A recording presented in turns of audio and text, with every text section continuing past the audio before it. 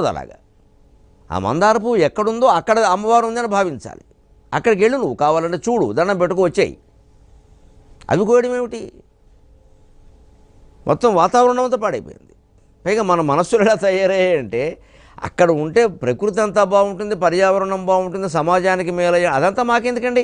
మందార పూలతో పూజ చేస్తే మాకు పిల్లలు కలుగుతారని చెప్పారు కదండి. అంటే మన ప్రయోజనం మనకి ముఖ్యం, సమాజం నాశనం అయిపోయినా పర్వాలేదు. ఇవాళ మొత్తం సమాజంలో వ్యక్తికి వ్యవస్థకి కష్టాలు సంప్రాప్తించడానికి మొత్తం మునిగిపోవడానికి సిద్ధంగా ఉండడానికి, అంతేకాదు భయంకరమైన వైరస్సులు వ్యాపించి లక్షల మందిని మింగేస్తూ ఉండడానికి ఈ పర్యావరణం నాశనం కావడమే కారణం. ఎక్కడా ప్రకృతికి సంబంధించి ఏ నియమాన్ని మనం పాటించట్లేదు. అసలు మనలో సామూహిక భావన, సామాజిక బాధ్యత అనేవి లేవు. పోనీ ఇంగ్లీషులో చెబితే అర్థమవుతాయేమో. కలెక్టివ్ ఫీలింగ్ లేదు, సోషల్ రెస్పాన్సిబిలిటీ లేదు, సామూహిక భావన లేదు మనకి. నేను నాది